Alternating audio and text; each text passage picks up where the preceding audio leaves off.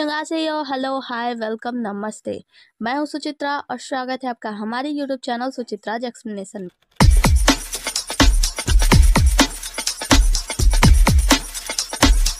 आज का ड्रामा होने वाला है गेस हु आई एम का एपिसोड नंबर 1। तो उस ड्रामा के स्टार्ट में हम देखते हैं कि हमारी हीरोइन को, जिसका नाम सॉन्ग है, और वो अपने ऑफिस में है और अपने सीनियर से बात कर रही है। यहाँ उसके सीनियर बताते हैं कि मिस सॉन्ग, देखिए आपने जो कहानी लिखी है ना, मतलब हमारी हीरोइन जो है एक कहानीकार है, लेखिका है। वो कहते हैं देखिए आपने जो कहानी लिखी है ना वो बहुत ही ज़्यादा अच्छी है, इतनी ज़्यादा अच्छी है, खासकर उसके जो रोमांटिक सीन्स है ना इतने ज़्यादा अच्छे हैं कि मैं 40 की उम्र में भी अगर वो कहानियाँ पढ़ूँ तो मैं प्यार में पड़ जाऊँ। तो वो कहती है कि वाह ये तो अच्छी बात है, मतलब वो खुश होती है। फिर कहते हैं कि लेकिन देखिए, लेकिन फिर भी हम आपको साइन नहीं कर सकते अपनी कंपनी में। वो कहती है ऐसा क्यों सर, आपने तो कहा था कि जब मेरी किताब पूरी हो जाएगी आप पूरी पढ़ लेंगे तो छाप देंगे मेरी किताब को। तो वो कहते हैं बिल्कुल भी नहीं। देखिए दरअसल बात यह है ना कि आजकल लोग प्यार को प्रेफर नहीं करते, बहुत प्यार के अलावा भी और बहुत कुछ होता है जो कि दुनिया में है, तो आपको उन सब पे लिखना चाहिए ना। वैसे जब आपकी कहानी छपी थी, ये कहानी का ज्यादा लोग मतलब पढ़े नहीं, ज्यादा लोगों ने इंटरेस्ट नहीं दिखाया। तो वो बोलती हैं ऐसा क्यों कह रहे हैं, क्योंकि बहुत लोग ऐसे थे जिन्होंने कहानी पढ़ी और रिव्यू भी अच्छा दिया था। तो बोलते हैं वो हमारी कंपनी के ही लोग हैं, उन लोगों से हम लोग रिव्यू इसलिए कराते हैं ताकि दूसरे लोग उस रिव्यू को देखकर इस कहानी को पढ़ने आए। लेकिन फिर भी लोगों ने आपकी कहानी की तरफ ज़्यादा ध्यान ध्यान नहीं दिया, इसीलिए हम आपको साइन नहीं कर सकते, इसके लिए माफ़ कर दीजिएगा। और हाँ, पर आप अगली बार कोशिश कीजिएगा और इस कहानी को अच्छे से सुधारिएगा। तो वो कहती है कि ठीक है, अगर आप कहते हैं तो मैं इस कहानी में संशोधित करने के लिए तैयार हूँ, मतलब मैं इस कहानी को बदलने के लिए तैयार हूँ, आप जैसा कहेंगे मैं वैसा करूँगी, लेकिन प्लीज़ ऐसा मत करिए। तो वो कहते हैं देखिए हम आपको साइन नहीं कर सकते, आपसे अगली बार मुलाकात होगी। और वैसे अभी मेरे बॉस आने वाले हैं, मेरी उनसे मीटिंग होने वाली है, तो तब तक अच्छा होगा कि आप यहाँ से चली जाए। तो वो कहते हैं कि लेकिन सर, मतलब मनाने की कोशिश करती है, लेकिन उसका सर कहते हैं माफ़ कीजिएगा हम नहीं कर सकते, और उसको एक छोटा सा तोहफा देते हैं। कहते हैं ये हमारे कंपनी की तरफ से तोहफा है, लीजिए और गुड बाय। यहाँ से मेरी सॉन्ग जो होती है वो बाहर जाने लगती है, और जब बाहर जाती है तो देखती है कि वहाँ पे एक मोटा सा आदमी होता है, और वो आता है किसी राइटर से बात कर रहा होता है कि आपकी अगली किताब भी हमारी कंपनी में छपेगी और ये बात पक्की है ना। और वो बात करते हुए अंदर आता है, मतलब मिस सॉन्ग जिस आदमी से बात कर रही होती है, जिस सीनियर से, उससे बात करने के लिए उनकी मीटिंग स्टार्ट होती है। खड़ूस बॉस अंदर आते हैं और मिस्टर लू जो होता है उनसे पूछते हैं कि मिस्टर लियू क्या आप पीना चाहेंगे। तो वो कहते हैं पीने की किसको परवाह है, बताओ तुम पीने की किसको परवाह है, तुम आखिर कर क्या रहे हो, तुम्हारे लिए मैंने एक रूम दे दिया, तुम्हारे लिए ऑफिस खुला, तुम्हें इतना ज्यादा सैलरी देता हूँ, पैसे वैसे देता हूँ, तो किस लिए देता हूँ, इसलिए देता हूँ ताकि तुम काम अच्छे से करो। और तुम कर क्या रहे हो, यहाँ बैठ के शांति से आराम कर रहे हो तुम, मतलब तुम्हें शर्म नहीं आती, शर्म नाम की कोई चीज है या नहीं है। जो काम मैंने दिया कम से कम वो काम तो होना चाहिए। मैंने तुम्हें क्या काम दिया, ये काम दिया कि किसी ऐसे राइटर को ढूंढो जो एक अच्छा सा ड्रामा लिख सके, जिसमें सस्पेंस हो, थ्रिलर हो, एक्शन हो, बिजनेस कंपटीशन हो, कॉमेडी हो, ये सब मिला के कोई ऐसा ड्रामा लेके आओ कि चल जाए एकदम, मतलब लोगों को बहुत ही ज्यादा पसंद है। तुम्हें इतना सब कुछ मैं दे रहा हूँ, आखिर क्यों दे रहा हूँ तुम बताओ। मिस्टर लू जो होते हैं वो तो कुछ बोल भी नहीं पाते, वो बार बार अपनी सफाई देना चाहते हैं, लेकिन मिस्टर लियू जो होता है ना वो उनको एकदम झाड़ रहे होते हैं बुरी तरीके से। मिस्टर सॉन्ग जो होती है ना, मिस सॉन्ग जो होती है ना, वो बाहर ही खड़े होकर ये सारी चीजें सुन रही होती है कि वो उनकी कितनी डांट लगा रहे हैं। हम देखते हैं कि यहीं पे एक आदमी आता है, वो उस आदमी को लेकर बाथरूम में जाती है, कहती है मुझे आपकी एक मदद चाहिए। और उसके बाद से हम देखते हैं कि मिस्टर लियू जो होता है ना वो मिस्टर लू को बहुत ज्यादा डांट लगा रहा होता है कि देखो किसी ऐसे कहानीकार को ढूंढो जो एक ऐसी कहानी लिखे जिसमें सस्पेंस हो, थ्रिलर हो, रोमांस हो, बिजनेस कंपटीशन हो, एक्शन हो, कॉमेडी हो, इन सबसे भरपूर कोई ऐसा ड्रामा ढूंढो। अभी इन्हें डांट लगा ही रहे होते हैं, मतलब समझा रहे होते हैं, तभी हम देखते हैं कि यहाँ पे मिस्टर सॉन्ग ना, मिस सॉन्ग जो होती है ना वो एक नए अवतार में आती है, मतलब अपने ड्रेसअप और ऐसा और जो भी होता है बाल सब चेंज करके, बाल खोल के खूब अच्छे से स्टाइल में आती है और कहती है कि मिस्टर लू कहाँ है, मुझे मिस्टर लू से मिलना है। तो यहाँ पे मिस्टर लियू जो होते हैं वो उनको देख के भौचक्के रहते हैं, कहते हैं आप कौन है। तो वो कहती है मैं एक लेखिका हूँ। दरअसल बात यह है ना कि मैं मिस्टर लू से मिलना चाहती थी।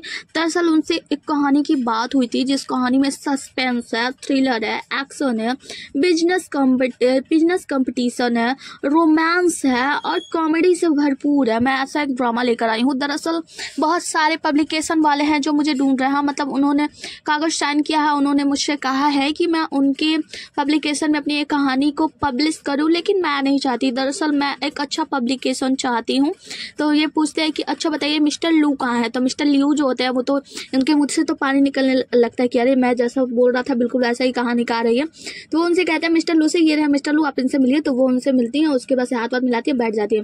मिस्टर लियू जो होते हैं ना वो बताते हैं कि ये लियू पब्लिकेशन है और यहाँ पे आप जैसा चाहेंगी वैसा आपके लिए काम होगा, आप मिस्टर लू से मिलकर बातें कीजिए, मैं चलता हूँ। और उसके बाद से मिस्टर लू से कहते हैं कि मिस्टर लू, ये जो कहानीकार है ना, मतलब ये जो राइटर है, हाथ से नहीं जाना चाहिए, जैसा मैंने सोचा था ये बिल्कुल वैसे ही है, तो आपको इससे मिलकर अच्छे से बात करनी है। फिर वो कहते हैं आप दोनों अच्छे से बात कीजिए, मैं चलता हूँ। और वहाँ से चले जाते हैं उनके बॉस के जाने के बाद मिस सॉन्ग जो होती है वो कहती है कि मैंने अच्छा किया ना आपको बचा लिया। तो यहाँ पे उनके बॉस कहते हैं हाँ तुम्हें पता है, अगर तुम्हें देखकर, तुम्हारी एक्टिंग स्किल देखकर मुझे ऐसा लगता है ना कि तुम्हें राइटर नहीं बल्कि तुम्हें एक्टर होना चाहिए, मतलब तुमने एक्टिंग क्यों छोड़ दी, तुम्हें एक्टिंग ही करनी चाहिए। तो वो कहती है ओह थैंक यू सर, आपका बहुत बहुत शुक्रिया। वो कहते हैं चुप हो जाओ तुम्हें क्या लगता है मैं तुम्हारा मजाक उड़ा रहा हूँ, तुम्हें ये भी समझ नहीं आ रहा, जरा से भी बुद्धि नहीं है क्या तुम्हारे दिमाग में? तुम्हें पता है तुमने मुझे एक और बड़े कार्य में फंसा दिया, अब इसके बाद से क्या होगा, तुम इतनी अच्छी कहानी तो लिख नहीं पाओगी। मतलब उसे डांट वाट लगाते हैं। तो वो कहती है आप चिंता मत कीजिए, आप मुझ पर विश्वास कीजिए, बस आप मुझे 3 महीने दीजिए, मैं 3 महीने में एक ऐसी कहानी लेकर आऊंगी ना जिसमें suspense, thriller, action, business, competition, comedy, romance, हर एक चीज भरा होगा उस कहानी के अंदर, सब कुछ भरा होगा जो आप चाहेंगे। वो कहते हैं कि ठीक है, तो फिर मैं तुम्हें देता हूँ 3 महीने, और इस 3 महीने के बाद तुम्हारी और मेरी दोनों का करियर सिर्फ और सिर्फ तुम्हारे पे टिकता है। उसके बाद से तुम अपने लिए कोई नया काम ढूंढ लेना अगर नहीं कर पाओगी तो। फिर यहाँ से आगे कट होती है, आगे हम देखते हैं, आगे के सीन में हम इस सॉन्ग को देखते हैं जो कि बैठे बैठे अपना ही सर पीट रही होती है कि आखिर मैं इतनी पागल क्यों हूँ, मुझे समझ नहीं आता मैं क्या करूं, मुझे क्या जरूरत थी इतनी बड़ी बड़ी बातें बोलने की, आखिर मैं 3 महीने में कैसे करूंगी ऐसा, कैसे ऐसी कहानी लिखूंगी जिसमें कॉमेडी भी हो, थ्रिलर, रोमांस हो, हिस्टोरिकल, मतलब मैं कैसे करूंगी ये सब, मुझे कुछ भी समझ में नहीं आ रहा है। अपना सर पीट रही होती है कि आखिर मैं क्या करूं, क्या ही सोचूं।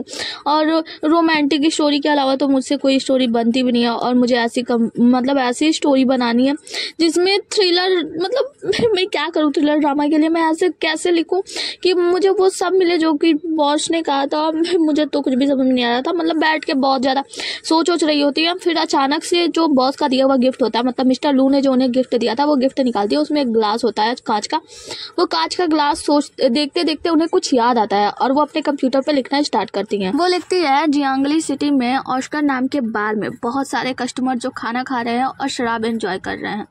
एक वेटर 4 ग्लास विस्की लेता है, जिसमें से एक ग्लास विस्की को एक दूसरे ग्लास से बदल देता है। उसके बाद से वो उस ग्लास में कुछ मिला देता है और हम देखते हैं कि वो अपने ब्लूटूथ पे किसी से बात कर रहा है। वो लोग कुछ प्लान बना रहे हैं किसी को ये कुछ मिला हुआ देने के लिए, ठीक है।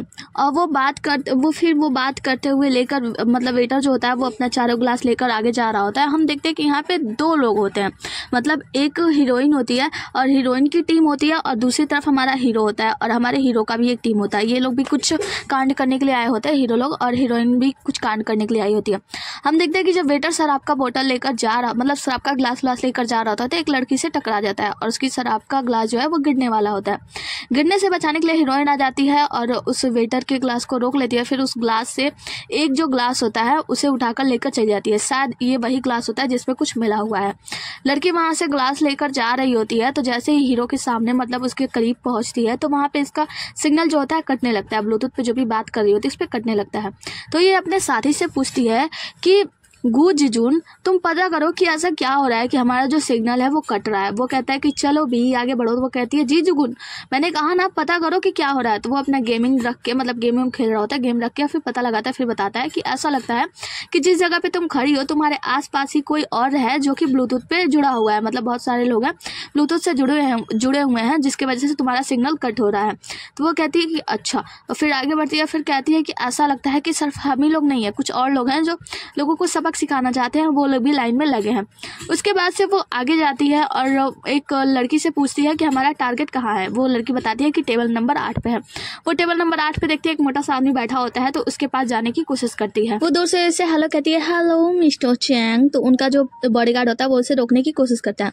वो अपना चश्मा निकालती है और मिस्टर चैंग की आंखों में देखती है, जिससे मिस्टर चैंग पे जादू हो जाता है प्यार का, और वो उस लड़की को किसी और रूप में देखने लगते हैं। कहते हैं विविन तुम? वो कहते हैं हाँ, क्यों, क्या मैं यहाँ नहीं आ सकती? मुझे लगा आपने मुझे बुलाया है। वो कहते हैं हाँ ना ना, तुम्हारे लिए तो सब कुछ है। और फिर अपने पास बुलाते, कहते हैं आओ आओ मेरे पास बैठो, जगह दो इसे। और फिर उसे अपने पास बैठा लेते हैं। उसके बाद से हम देखते हैं कि यहाँ पे जो हमारा हीरो होता है उसका भी प्लान आगे चल रहा होता है। हम देखते हैं कि ये उस लड़की से बातें करते हैं, जहाँ पे सॉन्ग जो होती है ना वो मिस्टर चैंग को कहती है कि मिस्टर चैंग देखिए, आपके लिए ना मैं एक अच्छा ऑफर लेकर आई हूँ। माना आप अपनी पत्नी से तलाक ले रहे हैं, तो आपको तलाक लेने से पहले आपकी जितनी भी प्रॉपर्टी है उसमें से कुछ ही हिस्सा तो उसे देना चाहिए ना। देखिए वो आपके साथ कहीं कुछ गलत ना कर दे, इसीलिए मुझे ऐसा लगता है आप इस कागज़ को अच्छे से पढ़ लें और पढ़ने के बाद इस पर साइन कर दें, जिससे कि आपके पत्नी को उनका हिस्सा मिल जाएगा। और आपके लिए भी कुछ ज़्यादा बड़ी बात नहीं है, क्योंकि इसमें जितना कुछ भी है बहुत ही कम दिया है मैंने आपकी पत्नी को।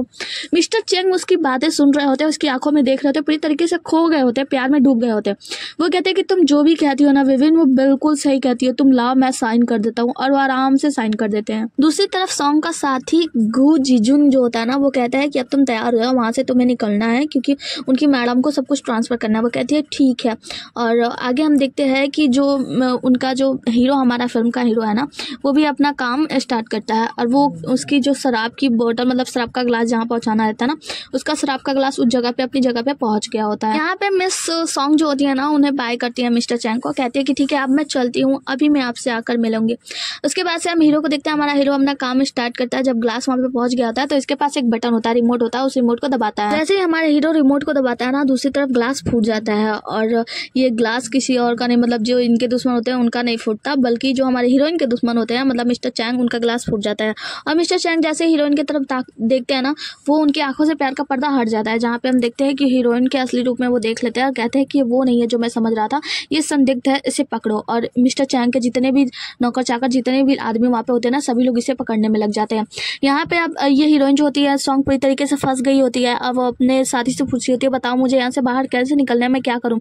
उनका जो साथी होता है वो बताता है कि तुम्हारे लिए बस एक ही रास्ता है, डांस फ्लोर के नीचे से, मतलब दूसरी तरफ से एक रास्ता बताता है कि वहाँ से आना होगा, क्योंकि मिस्टर चैंग के आदमी चारों तरफ से यहाँ पे फंसे हुए हैं। हीरोइन सोचती है कि मैं उस रास्ते से कैसे जाऊंगी, अब बचने का कोई रास्ता ढूंढने लगती है। और वहीं पे जहाँ पे हीरो का गुंडा होता है ना, मतलब हीरो का जो टारगेट होता है, उसी के पास जाके छिप जाती है, एक जगह बैठ जाती है। यहाँ पे हम हीरो को देखते हैं, हीरो बौखला कर उठता है और कहता है कि तुम लोग चिंता मत करो, मैं चेंगियान को ना घायल करने का एक रास्ता ढूंढ रहा हूँ। और फिर वहाँ पे जाता है जहाँ पे हीरोइन छुपी होती है, उसी के बगल में जो मतलब वास्ट या टेबल जो भी रहता है ना, उसे एक लात मार के फोड़ देता है, जिससे हमारी हीरोइन उड़ जाती है। मतलब उसको देख लेते हैं गुंडे, मतलब मिस्टर चैंग के लोग, तो वहाँ से हमारी हीरोइन भागने लगती है। वहाँ से हमारी हीरोइन भाग जाती है और हम देखते हैं कि मिस्टर जो हमारे हीरो के टारगेट थे ना, उनके हाथ पे चोट लग गई होती है। और हीरो के जो दोस्त होते हैं वो उन्हें टांग के ले जाते हैं वहाँ से, जो भी काम होता है उनका हो गया होता है। फिर हम देखते हैं हमारी हीरोइन बचते बचते बाथरूम में भागती है और वो पूछ रही होती है कि आखिर मैं क्या करूँ। तो उनका जो साथी होता है वो बताता है कि एक काम करो, तुम्हें अपना ड्रेसअप चेंज करना होगा और अपने बाल सही करो, फिर वहाँ से निकलो। अपना बाल बांधती है, तभी इतने पे हीरो आ जाता है और वो जानता है कि ये लड़की भी सारी यहाँ पे फंसी हुई है, तो उसको साइड में पकड़ के किस करने के लिए जाता है। तो वो कहती है क्या कर रहे हो तुम। कहता है कि अगर बचना चाहती हो तो चुपचाप से जो कर रहा हूँ वो करो। और फिर हम देखते हैं कि मिस्टर चैंग के लोग यहाँ पे आ जाते हैं, मतलब हमारी सॉन्ग को ढूंढने के लिए, तो वो भी उसका साथ देने लगती है और झूठ मूठ का दोनों एक दूसरे को किस करने का नाटक कर रहे होते हैं, दिखावा कर रहे होते हैं। आगे इनकी कहानी यहीं पे खत्म होती है, मतलब हमारी हीरोइन उन्हें धक्का देकर हटा देती है, कहती तुम्हारी हिम्मत कैसे हुआ। कहता है कि बचा लिया, वही बड़ी बात है। उसके बाद हम यहाँ से आगे देखते हैं कि हमारा हीरो जो होता है वो अपनी गाड़ी में जा रहा होता है, उनके साथी लोग बातें कर रहे होते हैं, जहाँ पे उनका जो मतलब वो उनका काम था, वो जो इनका टारगेट था उनसे खून निकलवाना। तो ये खून ले लिए होते हैं, जिसके बाद इनके साथी लोग आपस में खुश होते हैं, बातें कर रहे होते हैं और कह रहे होते हैं कि अब पूरी तरीके से चौंगान बनने के लिए तैयार है। आगे की सीन में हम हमारी हीरोइन यानी मिस सॉन्ग को देखते हैं, जो कि अपने दोनों साथियों के साथ वापस आती है, जिनमें एक लड़का और एक लड़की होती है और एक मिस सॉन्ग है। मतलब इन लोग अपनी टीम लेकर वापस आती हैं, जहाँ पे मिस सॉन्ग गुस्सा होती है कि अरे यार वो लड़का ना मेरा फ़ायदा उठा गया, मतलब बहुत बुरा लड़का था वो, ये सब तुम्हारी वजह से हुआ। उनके साथी जो होते हैं ना, मतलब उनकी जो साथी होती है गर्ल, वो उस लड़के से कहती है कि ये सब इसकी गलती थी, मतलब ये सर्वश्रेष्ठ है, मतलब सबसे बड़ा नेटवर्क को इधर उधर करने वाला है, लेकिन ये वहाँ पे चूक गया, मतलब ये कितना बुरा है। तो वो कहता है कि शर्म करो, तुम लोग मेरे घर में हो और मेरी ही बुराई कर रहे हो तुम लोग। उसके बाद से मिस सॉन्ग जो होती है वो कहती है कि क्या तुमने वो कागजात भिजवा दिए मिस्टर चैंग की पत्नी को। तो वो कहता है कि हाँ तुम लोग चिंता मत करो ना, मैंने कुरियर वाले को भेज दिया है, कुरियर के द्वारा उन तक उनका जो कागज था चला जाएगा। मिस सॉन्ग कहती हैं गु जिजुन एक बात बताओ, उस धारा का क्या हुआ जिस धारे के हिसाब से मिस्टर चैंग अपनी बेटी से मिल सकते हैं। तो वो कहता है वो काम भी हो गया। तभी इनकी जो साथी जो इनकी साथी शुआंगान होती है ना, वो कहती है कि तुम ऐसा क्यों करती हो, मतलब तुम उसकी पत्नी का तो हेल्प कर रही हो और उस आदमी का चैंग का भी हेल्प कर रही हो, उसे उस बच्ची से मिलने दे रही हो जिस चैंग ने अपनी पत्नी को धोखा दिया, बल्कि ना अपनी पत्नी को धोखा दिया बल्कि उसकी पूरी प्रॉपर्टी भी हथिया ली, तुम उसका भी साथ दे रही हो। तो यहाँ पे जो हमारी हीरोइन होती है वो कहती है देखो वो भले ही मतलब वो बाप है और वो भले ही बुरा है, लेकिन उसमें उसकी बेटी का तो कोई गलती नहीं है ना, तो उसकी बेटी से सर से उसके बाप का हाथ कैसे छीन सकते हैं हम लोग। अब ये लोग आपस में बातें करते हैं तो जो उनका साथी होता है, मतलब जो जीजून होता है ना, वो कहता है कि ठीक है अब तुम लोग एक काम करो, तुम लोग यहाँ पे रहो, मैं अभी थोड़ी देर में आता हूँ। ये जो डिलीवरी उनको देना है, मतलब चैंग के परिवार को, उसकी डिलीवरी मैंने पैक कर ली है और मैं बाहर रख के आता हूँ ताकि डिलीवरी बनाकर ले जाए। आगे फिर हम शुआंग को देखते हैं जो कि एक डिलीवरी मंगाई होती है और उस डिलीवरी को निकालती है, तो उसमें से एक पेपर मैन निकलता है, मतलब एक आदमी को निकालती है जो कार्डबोर्ड पे होता है, और उसे देखकर वो बहुत ही ज़्यादा खुश हो जाती है, कहती है देखो ये कितना प्यारा है ना, कितना ज़्यादा खूबसूरत है। उसके साथ जाके फ़ोटो खींचती है। फिर उसके बाद से वो आकर अपनी साथ, मतलब अपने दोस्त के साथ बैठ जाती है, जो सॉन्ग होती है उसके साथ बैठती है। तभी बाहर से आता है जीजून, और जीजून आकर कहता है कि देखो मुझे पेमेंट मिल गया, मेरा जो दूसरा घर है वहाँ से जो किराएदार रहता है ना, उसने किराया भेजा है और अब इसे हम तीनों आपस में बांट लेंगे बराबर बराबर, हमारा कर्जा चुक जाएगा। उसके बाद से वो तीनों को आपस में बांट लेता है, फिर तीनों लोग अपना अपना कर्जा चुकाने लगते हैं, मतलब जहाँ जहाँ जिसका पैसा होता है सब लोग अपना अपना ट्रांसफर करते हैं। ट्रांसफर करने के बाद जो हमारी हीरोइन स्ट्रॉन्ग होती है और उसकी जो दोस्त होती है ना शुआंग, उन दोनों को भूख लग जाता है। वो दोनों कहते हैं कि खाना ऑर्डर करें। फिर ये दोनों एक दूसरे को देखते हैं क्या कि कौन खाना ऑर्डर करेगा, तीनों एक दूसरे पे करते नहीं, तुम करो ऐसा करके। तो फिर दोनों लोग मिलके, मतलब जो शुआंग होती है और जो सॉन्ग होती है, वो दोनों मिलकर जीजून का गला दबाने लगते हैं, मतलब उसका ही मोबाइल लेकर खाना ऑर्डर करने लगते हैं। जीजून जो होता है ना, वो कहता है तुम लोग हमेशा हर बार मेरे साथ ऐसा करते हो, तुम लोग ऐसा क्यों करते हो, तुम लोग अपने पैसे से ऑर्डर करो ना, मतलब वो परेशान होता है। उसके बाद से हमें कहानी बताई जाती है जहाँ पे हमारी स्ट्रॉन्ग जो होती है वो कहानी बताती है। वो बताती है कि ये दोनों हमेशा से मेरे साथ है, गु जीजून और सेन शुआंग, ये दोनों मेरे दोस्त हैं, नहीं बल्कि मेरे फैमिली, मेरे दोस्त, तो मेरे लिए सब कुछ है, मेरे पार्टनर है, बहुत अच्छे हैं दोनों, मतलब ऐसा वैसा बताती है। सॉन्ग बताती है कि 15 साल पहले मैं भी एक साधारण लड़की हुआ करती थी। एक बार रात को जब मैं आसमान में देख रही थी और एक तारा टूटकर गिर गया, तभी अचानक से मुझे कुछ दिव्य शक्तियां मिले। उसके बाद से हुआ कुछ यूं। वो बताती है कि दरअसल 4 साल पहले मैं एक कॉफी शॉप में कॉफी खरीद रही थी, तभी मैंने एक इंसान को देखा, और जब उस इंसान ने मेरी आंखों में 3 सेकंड देखा तो वो मेरे प्यार में दीवाना हो गया। मतलब जब भी कोई भी व्यक्ति, कोई अमीर और झूठा व्यक्ति मेरी आंखों में 3 सेकंड के लिए देख लेता है तो मैं उसकी ड्रीम गर्ल बन जाती हूँ, और ये मेरे लिए समस्याएं पैदा करने लगी, क्योंकि मैंने जितने भी लड़कों को देखा वो सभी मेरे दीवाने हो गए। वो दीवाने इसलिए हो गए क्योंकि वो सभी झूठे थे और बहुत ही ज्यादा अमीर थे, वो सभी मेरे पीछे पड़ गए। सभी हम देखते हैं कि सारे लड़के चारों तरफ से इससे बोल रहे होते हैं कि सॉन्ग प्लीज मुझसे शादी कर लो, सॉन्ग यंग मुझसे शादी कर लो, मैं तुम्हारे लिए अपनी पत्नी को धोखा दे सकता हूँ, मैं अपनी पत्नी को तलाक दे दूंगा, तुम मुझसे शादी कर लो। मतलब ये पागल सी हो जाती है। चारों तरफ से सारे लड़के इसको घेर के खड़े होते हैं, यहाँ तक कि जो लड़के इनको घेर के खड़े होते हैं ना, मतलब सॉन्ग को घेर के सारे लड़के खड़े होते हैं, उनकी पत्नियां भी आती है, अपने पतियों को समझाने की कोशिश करती है, लेकिन फिर भी वो नहीं मानते। हम देखते हैं कि सॉन्ग बताती है कि जब मैं ऑफिस में जाती थी तो ऑफिस में मेरे एक सर हुआ करते थे जिनकी आंखों में मैंने 3 सेकंड के लिए देख लिया। अब वो सर भी मेरे दीवाने हो गए, लेकिन अचानक से हुआ यूं कि उनकी सेक्रेटरी ने उन्हें बताया कि सर दरअसल बुरी खबर है। तो वो कहते हैं क्या? तो उनकी सेक्रेटरी बताती है कि सर हमारी कंपनी दिवालिया हो चुकी है।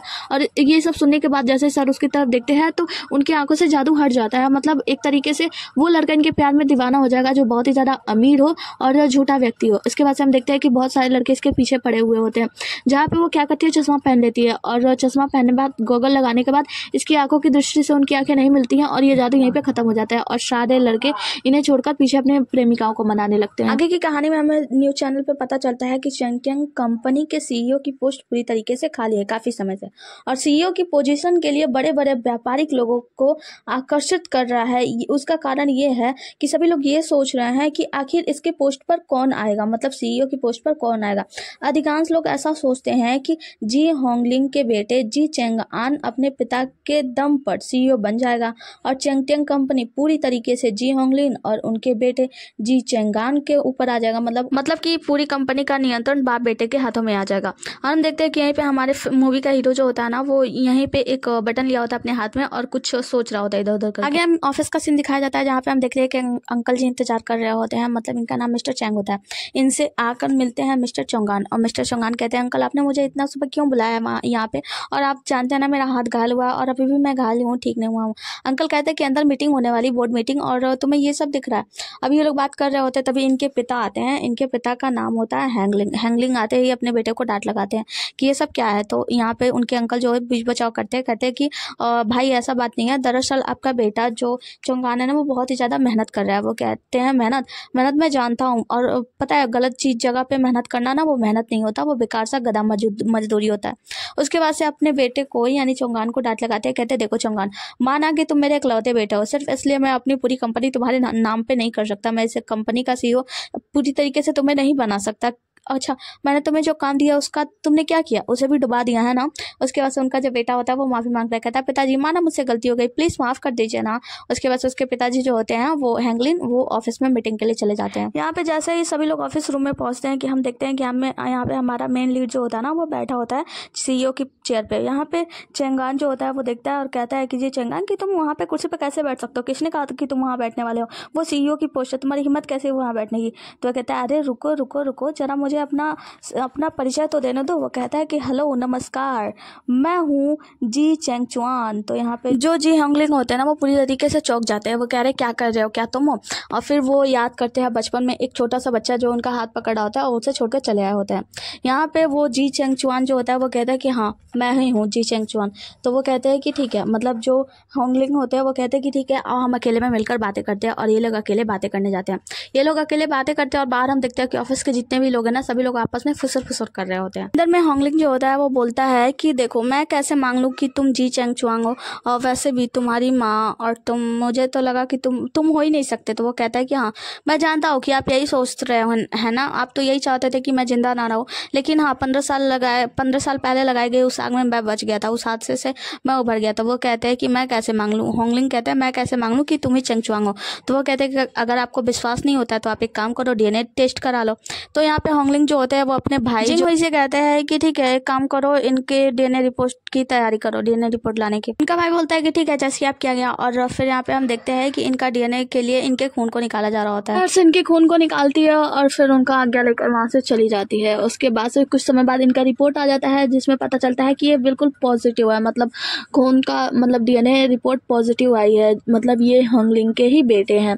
यहाँ पे हंगलिंग कहते हैं ये कैसे हो सकता है। तो जी चेंगचुआन कहते हैं कि देखो उस 15 साल पहले लगी हुई आग में मेरी माँ तो जल के मर गई थी, लेकिन तुम्हें नहीं पता था, लेकिन मैं जिंदा हूँ और तुम एक बार पता करने भी नहीं आए, तुमने पता नहीं किया। वो बताता है कि 15 साल पहले लगी उस आग के हादसे में मैं नहीं बल्कि मेरे घर के बगल में एक छोटा बच्चा लिंग परिवार से जो कि मेरे साथ खेला करता था अक्सर वही उस घर में था, और वो मैं अलमारी में छुप गया था जिसके कारण उस बच्चे की उसी में जल के मौत हो गई। मैंने उसे बचाने की बहुत कोशिश की, वो बहुत ही बुरी तरीके से घायल था लेकिन लास्ट में उसकी मौत हो गई। और फिर उसके परिवार ने मुझे गोद ले लिया और वो लोग मुझे यहाँ से कहीं दूर ले गए। वो कहता है चेंगचुआन कि देखो मैं इतने सालों बाद यहाँ पे वापस आया हूँ आपके पास। तो यहाँ पे उसके अंकल जो होते हैं वो कहते हैं कि जब तुम इतने साल नहीं आए, इतने साल आराम से शांति से रह रहे थे, तो अब क्यों आए हो। तो वो कहता है अपनी पोजीशन को संभालने के लिए। तो वो कहता है पोजीशन कैसा पोजीशन। वो कहता है कि CEO की पोजीशन। और वो उनके पिता यानी हंगलिंग को कहता है कि आपको अच्छी तरीके से पता है, मुझे भी पता है कि मेरी माँ ने मेरे लिए बहुत सारी प्रॉपर्टी छोड़ दी है और मेरी माँ मेरे नाम पे बहुत सारी प्रॉपर्टी करके गई है और मैं CEO के पोजीशन के लायक हूँ, मैं CEO के पोजीशन को संभालूंगा।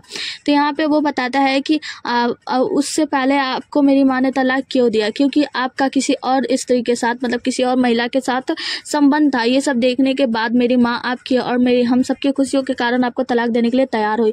उसके बाद से मुझे वो लेकर विदेश जाने वाली थी, लेकिन उसी दिन ये हादसा हो गया जिसमें मेरी माँ की मौत हो गई और साथ में मेरा एक करीबी दोस्त भी मारा गया था। आपको लगा कि मैं भी मर गया और आपने अपनी पत्नी की और अपने बेटे के मौत को भी पूरी दुनिया से छिपाए रखा है इस कंपनी के लिए, क्योंकि आप इस कंपनी को हथियाना चाहते थे। मेरी माँ के मौत के बाद ही आपने फिर अपनी प्रेमिका से विवाह कर लिया, आपने मेरी माँ को धोखा दिया। जी चेंगचुआन कहता है कि मेरी माँ की मौत के इतने वर्ष हो गए और आपने अभी तक घोषणा नहीं की कि आपका बेटा और आपकी माँ आपकी पत्नी दोनों की मौत हो चुकी है। यहाँ पे उनके पिता हंगलिंग जो होते हैं वो खड़े हो जाते हैं, कहते हैं कि मुझे माफ़ कर दो, हाँ मुझे पता है मैंने गलती की है, लेकिन मैंने ये गलती इसलिए की है क्योंकि उस समय चंगटियांग यानी जो हमारी कंपनी है वो बहुत ही बुरी तरीके से चल रही थी, और अगर मैं ये सच्चाई सबके सामने ला देता कि तुम्हारी माँ की मृत्यु हो गई है तो पूरी कंपनी में भगदड़ मच जाती और कंपनी को संभालना मुश्किल हो जाता, इसीलिए मैंने ये सच्चाई छुपाए रखी। खैर अब तुम्हें विश्वास हो या ना हो, फिर उन्हें एक कागज़ दिखाते हैं उनके अंकल जो होते हैं। कागज़ दिखाते हुए उनके अंकल कहते हैं कि ये आपकी माँ यानी लिंसू का हस्तलिखित दस्तावेज है और उस दस्तावेज में लिखा होता है कि अगर मेरा बेटा यानी चेंगचुआन उस कंपनी का CEO बनना चाहता है तो उसके पास एक मुहर है जो कि मैंने अपने बेटे को दिया है, और वो मुहर के साथ अगर चेंगचुआन ऑफिस में आता है और वो मुहर और वो दोनों साथ में होते हैं तभी मतलब मेरे बेटे को CEO बनाया जाए। इस कागज को पढ़ने के बाद चेंगचुआन जो होता है वो कहता है कि अब आप मेरे साथ ऐसा षड्यंत्र करेंगे। उनके पिता हंगलिंग कहते हैं कि देखो बेटा ये कुछ भी गलत नहीं है, क्या पता कि तुम मेरे बेटा चेंगचुआन ना हो और तुम झूठ बोलकर इस कंपनी को हथिया लो। मैंने इस कंपनी में बहुत साल दिए, मैंने इस कंपनी को बहुत साल दिया और मैं ऐसे ही फ्री में किसी को भी अपनी कंपनी नहीं सौंपना चाहता। यही बात उनके अंकल कहते हैं कि हम लोग फ्री में इस कंपनी को कैसे किसी को दे दें, दे, क्योंकि हमारे भाई ने यानी होंगलिंग ने इतनी सारी मेहनत करके इस कंपनी को इतना ऊपर पहुंचा है। हम देखते हैं कि होंगलिंग जो होता है ना वो सिगरेट निकाल रहा होता है और सिगरेट पी रहा होता है। जैसे ही वो आग लगाता है हम देखते हैं चेंग चुआंग की हालत ख़राब होने लगती है, मतलब आग को देखकर, और उसे बचपन की यादें आती हैं जहाँ पे वो आग में फंसा हुआ है। उसे याद आता है कि कैसे वो आग में फंसा हुआ है, तो वो बहुत ही ज़्यादा डर जाता है, मतलब अजीब सा उसे बेचैनी होने लगती है, अपने कॉलर को खोलने लगता है। यहाँ पे जो होंगलिंग होता है वो कहता है ठीक है, अगर तुम्हारे पास वो मुहर है तो मुहर दिखाओ और तुम ये ले जाओ। वैसे भी तुम्हारी माँ तब जब तुम 1 साल के थे तभी तुम्हारी माँ ने पूरे कंपनी स्टाफ को खड़ा करके कुछ ऐसे निशानी बनवाई थी जिसके बाद वो मुहर तैयार किया गया था, और उस मुहर को तुम्हारी माँ ने तुम्हें दिया था। अगर तुम उस मुहर को लेकर आते हो तो तुम्हें कंपनी का CEO बना दिया जाएगा। तुम्हारे पास 7 दिन का टाइम है, तब तक मैं होने वाली मीटिंग को रोकता हूँ और बात मैं खुद संभालता हूँ करके तुम 7 दिनों के अंदर उस मुहर को लेकर आओ और मैं तुम्हें कंपनी का CEO बना दूंगा। तो यहाँ पे चेंग चुआंग जो होता है वो कहता है कि ठीक है, अगर आप ऐसा ही चाहते हैं तो ऐसा ही सही, मैं कंपनी के मुहर को लेकर आऊंगा। हम देखते हैं कि चेंग चुआंग जो होता है वो जाके अपनी गाड़ी में बैठता है, तो गाड़ी में उससे कोई बातें करता है, जो उससे पूछता है कि क्या हुआ, क्या आपका काम हो गया मिस्टर चेंग चुआंग। तो चेंग चुआंग कहता है कि हाँ, मेरा लगभग काम हो चुका है, क्योंकि होंगलिंग जो है और उनके जो भाई है उन दोनों ने मुझे उनका बेटा यानी चेंग चुआंग ही समझा है, और आगे का मतलब अब हमें आगे के पड़ाव में जाना होगा। वो आदमी जो होता है वो कहता है कि आपको उसके बेटे चेंगान ने पहचाना तो नहीं। तो वो कहता है कि नहीं, अभी तो उसने मुझे नहीं पहचाना। तो वो कहता है कि हाँ, कल अगर वो लड़की बीच में नहीं आती तो आपका चेहरा वो चेंगान देख भी नहीं पाता और हमारा काम भी हो जाता। उस लड़की की वजह से हमारा काम थोड़ा सा खराब हो गया था, लेकिन बिगड़ते बिगड़ते हमने काम को सही कर लिया, संभाल लिया। आगे की सीन में हमें शॉन्ग का घर दिखाया जाता है, जहाँ पे हम देखते हैं कि शॉन्ग बैठी होती है और जैसे ही सॉन्ग आती है वो एक गाना लगा देती है। फिर कहती है कि देखो शॉन्ग, हमें एक नया काम मिल गया है। सॉन्ग कहती है कि बिल्कुल भी नहीं, मैं कोई भी काम नहीं करने वाली। वो कहती है देखो तो वो बहुत ही बुरा आदमी है, मतलब वो जो आदमी है प्रॉपर्टी के लिए अपने पिता को घर से निकाल दिया है, अपनी माता से मतलब किसी से प्यार व्यार नहीं करता, प्रॉपर्टी के आगे वो बहुत ही ज़्यादा गिर चुका है, हमें इस काम को करना होगा। तो जो सॉन्ग होती है ना वो कहती है मैं क्यों ही करूँ, क्या मैंने पूरी दुनिया का ठेका लेकर रखा है क्या? मैं क्या कोई सुपरमैन हूँ जो मैं दुनिया को बचाने जा रही हूँ, सबकी प्रॉब्लम हल कर रही हूँ? मैं बिल्कुल नहीं करूँगी, मुझे 2 दिन की छुट्टी चाहिए। वैसे भी कल जो काम हुआ था उसमें मैं ऐसा फंस गई थी बुरी तरीके से कि अभी मैं बहुत ज़्यादा परेशान हूँ, मैं 2 दिनों तक छुट्टी चाहती हूँ। तो यहाँ पे जो शेंग शुआंग होती है वो गु जीजून से कहती है, मतलब इशारा करती है कि कुछ बोलो। तो जो गु जीजून होता है वो कहता है कि हाँ शुआंग बिल्कुल सही कह रही है, वैसे हमें आराम करना चाहिए, मुझे भी 2 दिनों का आराम चाहिए, मैं आराम करने के बाद ही कुछ डिसाइड करूँगा कोई काम। तो यहाँ पे जो मिस सॉन्ग होती है वो कहती है कि आराम, तुम किस बात का आराम कर रहे हो, तुमने ऐसा क्या काम किया था? वो कहता है कि देखो तुम बहुत बुरी तरीके से मुझसे बात करने लगी हो आजकल सॉन्ग, मुझसे अच्छे से बात किया करो, भूलो मत मैं ही तुम दोनों को खिलाता हूँ। तो यहाँ पे सॉन्ग और शेंग शुआंग जो होते हैं वो दोनों लोग अपना हाथ टाइट करके तो कहते हैं ठीक है, तुम्हें पीट लेते हैं, फिर तुमसे अच्छे से बात करते हैं, देते हैं तुम्हें अच्छे से इज्जत।